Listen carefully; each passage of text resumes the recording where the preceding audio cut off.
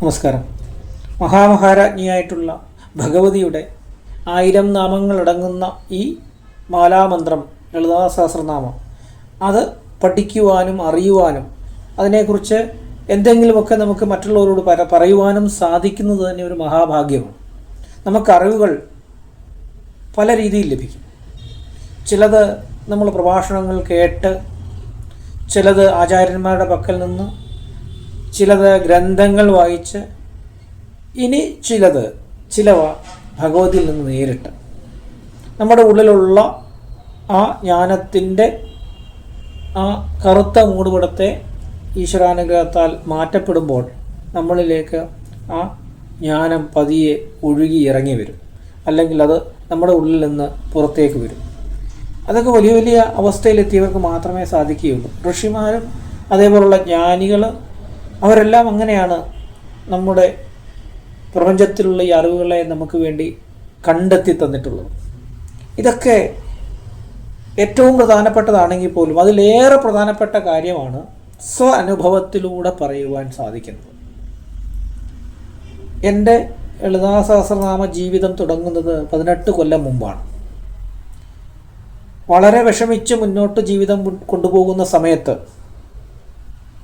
ദുഃഖാനുഭവങ്ങളിലൂടെയും ദാരിദ്ര്യത്തിലൂടെയും ഒക്കെ പോകുന്ന സമയത്ത്, ഞാൻ ഇങ്ങനെ ഉഴറി നടക്കുന്ന സമയത്ത്, അന്ന് NSSൻ്റെ താന്ത്രിക വിദ്യാപീഠത്തിൻ്റെ ആചാര്യനായിരുന്ന ബഹുമാനപ്പെട്ട ഗോപാലകൃഷ്ണ വൈദിക് സാറിൻ്റെ മുന്നിലേക്ക് ഞാൻ ചെല്ലപ്പെടുകയും, അദ്ദേഹത്തെ നേരത്തെ പരിചയമുണ്ട്, അദ്ദേഹത്തിൻ്റെ പ്രഭാഷണങ്ങൾ ശ്രദ്ധിച്ചിട്ടുണ്ട്. അദ്ദേഹത്തെ അന്വേഷിച്ച് അദ്ദേഹം ഉള്ളിടത്ത് ചെന്നിട്ട് എൻ്റെ വിഷമങ്ങളൊക്കെ പറഞ്ഞ് കണ്ണുനീർ വാർത്തപ്പോൾ അദ്ദേഹം ഒരു ചെറു ഗ്രന്ഥം എൻ്റെ കയ്യിലേക്ക് എടുത്ത് തന്നിട്ട് പറഞ്ഞു, നിങ്ങളിത് നിത്യേന ജപിക്കുക. ആ ഗ്രന്ഥം മാതാ അമൃതാനന്ദമയി ദേവി പുറത്തിറക്കിയിരുന്ന ഒരു ചെറിയ ലളിതാ സഹസ്രനാമ ഗ്രന്ഥമാണ്. അതിപ്പോഴും എൻ്റെ കയ്യിലുണ്ട്, 18 വർഷം പഴക്കമുള്ള. ആ ജപം 18 വർഷം മുമ്പ് തുടങ്ങിയ ആ ജപം ഇന്നുവരെ ഞാൻ മുടക്കാതെ മുന്നോട്ട് കൊണ്ടുപോകുന്നു. ആ ജപത്തിലൂടെ, ആ നാമജപത്തിലൂടെയാണ് ഞാൻ എൻ്റെ ജീവിതത്തെ മുന്നോട്ട് കൊണ്ടുപോയിക്കൊണ്ടിരിക്കുന്നത്. ആ ജപമാണ് എൻ്റെ ജീവിതത്തിലെ ഏറ്റവും പ്രധാനപ്പെട്ട ഒരു ദിവസത്തെ പ്രധാനപ്പെട്ട കാര്യം. അങ്ങനെ മുന്നോട്ട് പോയപ്പോൾ പലരിൽ നിന്നും എന്നിലേക്ക് വന്ന ഒരു ചോദ്യമാണ്, നിങ്ങൾക്ക് ഇങ്ങനെയൊക്കെ ജപിച്ചിട്ടും നിങ്ങൾക്ക് ദുരനുഭവങ്ങൾ ഉണ്ടാകുന്നത് എന്തുകൊണ്ട്, ദുഃഖങ്ങൾ ഉണ്ടാകുന്നത് എന്തുകൊണ്ട്? അതിന് ഉത്തരവും ഒരു ആചാര്യൻ്റെ വാക്കുകളിൽ നിന്നാണ് എനിക്ക് ലഭിച്ചത്. നിങ്ങൾ ഒരു പുര വെച്ചാൽ അതിന് കരമടയ്ക്കണ്ടേ? നിങ്ങളൊരു വാഹനം വാങ്ങിയാൽ അതിന് നിങ്ങൾ ടാക്സ് അടയ്ക്കണ്ടേ? നമ്മളുടെ ഈ ജീവിതം, നമ്മുടെ ശരീരവുമായി വന്നിരിക്കുന്നത്, ഈ ജന്മം എടുത്തിരിക്കുന്നത് കൊണ്ട് നമ്മൾ തീർച്ചയായും ഇത്തരത്തിലുള്ള അനുഭവങ്ങളിലൂടെ മുന്നോട്ട് പോകണം. പക്ഷേ വേറൊരു ചൊല്ലുണ്ട്, കണ്ണിൽ കൊള്ളേണ്ടത് പുരികത്ത് കൊണ്ടുപോയിക്കോളൂ. അതായത് ഭഗവതിയെ ആശ്രയിക്കുന്നവനെ ഭഗവതി ആ ദുഃഖാനുഭവങ്ങളെ, ദുരിതാനുഭവങ്ങളെ കണ്ണിൽ കൊള്ളേണ്ടത് പുരികത്ത് കൊണ്ട് രക്ഷപ്പെടുത്തിക്കൊണ്ട് പോകും. നമ്മൾ മുജ്ജന്മ പാപഫലങ്ങളോ ഈ ജന്മ പാപഫലങ്ങളോ ആണ് നമ്മുടെ കർമ്മദോഷങ്ങളാണ് നമ്മൾ അനുഭവിച്ചു തീർക്കണം. അത് തീർത്തേ പറ്റൂ. അത് തീർത്തില്ലെങ്കിൽ വീണ്ടും അടുത്ത ഒരു 1, 2, 3 ജന്മങ്ങൾ എടുത്ത് അത് തീർക്കേണ്ടതുണ്ട്. നമ്മുടെ ഈ ലളിതാ സഹസ്രനാമ ജപമാകട്ടെ, മറ്റുള്ള എല്ലാ ആത്മീയ ചിന്തകളും പ്രവൃത്തികളുമാകട്ടെ, പൂർണ്ണമായും സാക്ഷാത്കാരത്തിന് വേണ്ടിയിട്ടുള്ളതാണ്, ഈശ്വര സാക്ഷാത്കാരത്തിന് വേണ്ടിയാണ്. അഹം ബ്രഹ്മാസ്മി തത്വമസി അയമാത്മാ ബ്രഹ്മ പ്രജ്ഞാനം ബ്രഹ്മ എന്നുള്ള ആ ചതുർമഹാവാക്യങ്ങളിൽ തന്നെ അതുണ്ട്. ഞാനും ഈ പ്രപഞ്ചത്തിൻ്റെ ശക്തിയും ജഗത് ശക്തിയും ഞാനുമെല്ലാം ഒന്നാണ് എന്നുള്ള ബോധത്തിലേക്ക് പോവുക എന്നുള്ളതാണ്. അതായത് ഈശ്വരനായി തീരുക എന്നുള്ളത് തന്നെ. അപ്പോൾ ആ മഹത്തായ ആ ജന്മജന്മാന്തര ജീവിതങ്ങളുടെ ലക്ഷ്യത്തിലേക്കുള്ള യാത്രയിൽ നമ്മൾ പാപകർമ്മങ്ങളൊക്കെ, കർമ്മഫലങ്ങളൊക്കെ അനുഭവിച്ചു തീർക്കണ്ടേ? അപ്പോൾ ഈ ജന്മത്തിൽ വരുന്ന ഓരോ ദുഃഖത്തെയും ദുരിതത്തെയും നമ്മൾ അതിനുള്ള ഓരോ അവസരങ്ങളായി കാണണം. നമുക്ക് ദുഃഖം തരുന്നവരെ നമ്മൾ പ്രകീർത്തിക്കണം. കാരണം നമ്മളുടെ കർമ്മദോഷങ്ങളെ ഇല്ലാതാക്കുവാൻ വേണ്ടി വന്നിരിക്കുകയാണ് അവർ. നമ്മുടെ ശരീരത്തിൽ ഒരു പൊടി പറ്റിയാൽ നമ്മൾ അത് ഊതിയോ അല്ലെങ്കിൽ തട്ടിയോ കളയും. അപ്പോൾ നമ്മുടെ ശരീരത്തിലെ ഒരു ചെളിയാണെങ്കിൽ നമ്മളത് കഴുകിക്കളയും. എന്നാൽ ഒരു കറയാണെങ്കിലോ, കടുത്ത കറയാണെങ്കിലോ അത് നമ്മൾ തേച്ച് ഉരച്ച് കളയണം. അപ്പോൾ അവിടുത്തെ തൊലി പോകും. അവിടെ ഒന്നും രക്തം പൊടിച്ചു വന്നിരിക്കും, നല്ല വേദന വന്നിരിക്കും. പക്ഷേ നമ്മളവിടെ വൃത്തിയായി, അവിടെ വൃത്തിയാകും, ശുചിയാകും.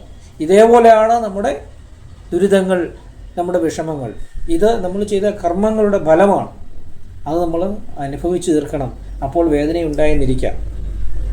നമ്മളെ ദ്രോഹിക്കുന്നവർ നമുക്ക് ഗുണം ചെയ്യുന്നവരാണ് എന്ന് മനസ്സിലാക്കുക. കാരണം നമ്മളുടെ ആ ദോഷഫലങ്ങളെ അവർ സ്വീകരിച്ചുകൊണ്ട് പോവുകയാണ്. ഇതാണ് എൻ്റെ ആചാര്യന്മാർ പറഞ്ഞിട്ടുള്ളത്, എൻ്റെ ഗുരുനാഥൻ പറഞ്ഞത്. നിങ്ങൾ നിങ്ങളെ തന്നെ പൂർണ്ണമായി ഭഗവതിയിലും പരമേശ്വരനിലും അർപ്പിക്കുക. നിങ്ങൾ നിങ്ങളെ തന്നെ മുഴുവനായി കൊടുക്കുക. അപ്പോൾ നിങ്ങളെ സംരക്ഷിക്കേണ്ട ബാധ്യത, കടമ ആ ഈശ്വരനാണ്. അവർ നിങ്ങളെ നോക്കിക്കോളും. വിഷമങ്ങളോ ദുഃഖങ്ങളോ ദുരിതങ്ങളോ സന്തോഷങ്ങളോ ഒന്നും നിങ്ങൾ ശ്രദ്ധിക്കേണ്ട കാര്യമില്ല. നിങ്ങൾ മുന്നോട്ട് പോയിക്കൊണ്ടേയിരിക്കുക. ജപിക്കുക, ജപിക്കുക, ജപിക്കുക. ഇതാണ് എൻ്റെ ഗുരുനാഥൻ പറഞ്ഞു തന്നത്. അപ്പോൾ ആ ജപം ഭക്തന്മാർ 3-4 തരത്തിലുണ്ട്. ചില ഭക്തന്മാർക്ക് കാമത എന്ന ഭാവത്തിൽ ഭഗവതിയെ ആശ്രയിക്കാം. നമുക്ക് ഉള്ളിലുള്ള എല്ലാ ആഗ്രഹങ്ങളും കാമതാഭാവത്തിൽ ഭഗവതിയെ ആശ്രയിച്ചാൽ നമുക്ക് ഉണ്ടാവും. ഈ കാമതാഭാവത്തെക്കുറിച്ചും ജ്ഞാനതാഭാവത്തെക്കുറിച്ചും യോഗതാഭാവത്തെക്കുറിച്ചും നേരത്തെ തന്നെ നമ്മൾ ചർച്ച ചെയ്തിട്ടുള്ളതാണ്. കാമതാഭാവം എന്ന് പറഞ്ഞാൽ വലത്തുകാൽ മടക്കി ഭഗവതി നമുക്ക് അനുഗ്രഹം തരുന്ന രീതിയിൽ ഇരിക്കുന്ന ആ ഒരു ഭാവം. വലത്തുകാൽ മടക്കിയാണ് ഭഗവതിയുടെ സ്വരൂപം. ആ കാമതാഭാവത്തിൽ ഭഗവതിയെ ആശ്രയിച്ചാൽ നമ്മുടെ ഉള്ളിലുള്ള എല്ലാ ആഗ്രഹങ്ങളും ഭഗവതി തീർച്ചയായും സാധിച്ചു തരും. പിന്നൊന്ന് ജ്ഞാനതാഭാവമാണ്. ഇടത്തുകാൽ മടക്കി വലത്തുകാൽ താഴത്തേക്ക് വെച്ചുകൊണ്ടുള്ള ആ ഭാവം. ആ ജ്ഞാനതാഭാവത്തിൽ ഭഗവതി നമുക്ക് മാതൃഭാവത്തിലാണ് ഇരിക്കുന്നതെന്ന് പറയാം. നമ്മളെ ഒരു മാതാവ് എങ്ങനെയാണോ അമ്മയുടെ ദുഃഖം നുകർന്നു തരുന്നത്, അങ്ങനെ ആ ഭഗവതി നമ്മളെ സംരക്ഷിക്കും.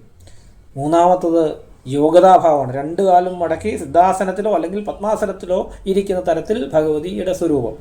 ആ ഭാവത്തിലിരിക്കുന്ന ഭഗവതിയെ ആ ഭാവത്തിൽ നമ്മൾ ആശ്രയിച്ചാൽ, ജപിച്ചാൽ തീർച്ചയായും ഭഗവതി നമുക്ക് യോഗസിദ്ധികളാണ് തരുന്നത്. നമ്മൾ ഏത് കാര്യത്തിലാണോ നമ്മൾ സിദ്ധികൾ, കഴിവുകൾ മാനുഷികമായ രീതിയിലെന്ന് തോന്നിക്കുന്ന തരത്തിലേക്ക് ആ കഴിവുകൾ ലഭിക്കണമെന്നുണ്ടെങ്കിൽ ആ ഭാവത്തിൽ ഭഗവതിയെ നമ്മൾ ആശ്രയിക്കണം, യോഗതാഭാവത്തിൽ. ഇങ്ങനെ ഈ ഭാവത്തിൽ ഇതൊരു 3 തലമാണ്, ഭക്തന്മാരുടെയും ഭഗവതിയുടെയും, അല്ലെങ്കിൽ 3 തലത്തിലുള്ള ഭക്തിഭാവമാണ്. ഈ ഭാവത്തിൽ നമ്മൾ മുന്നോട്ട് പോകുമ്പോൾ തീർച്ചയായും ഭഗവതിയുടെ അനുഗ്രഹം ഉണ്ടാകും. അപ്പോൾ ഉണ്ടാകുന്ന അനുഭവങ്ങളെ ഒരിക്കലും നമ്മൾ ഒരു കുറവുകളായി കാണരുത്. അത് നമ്മൾക്കുള്ള ഒരു ശുദ്ധീകരണ പ്രക്രിയ, ഭഗവതിയിലേക്ക് കൂടുതൽ അടുക്കുവാനുള്ള ശുദ്ധീകരണ പ്രക്രിയ. എൻ്റെ ജീവിതത്തിൽ ഇത്തരത്തിൽ അനേകം അനുഭവങ്ങൾ ഉണ്ടായിട്ടുണ്ട്. കുടുംബത്തോടൊപ്പം ജീവൻ മുക്തി പോലും നേടേണ്ട അവസ്ഥ, അതായത് ആത്മഹത്യ ചെയ്യേണ്ട അവസ്ഥ പോലും പല രീതിയിൽ ദാരിദ്ര്യഭാവത്തിലുണ്ടായിട്ടുണ്ട്, അന്യദ്രോഹങ്ങളിലൂടെ ഉണ്ടായിട്ടുണ്ട്.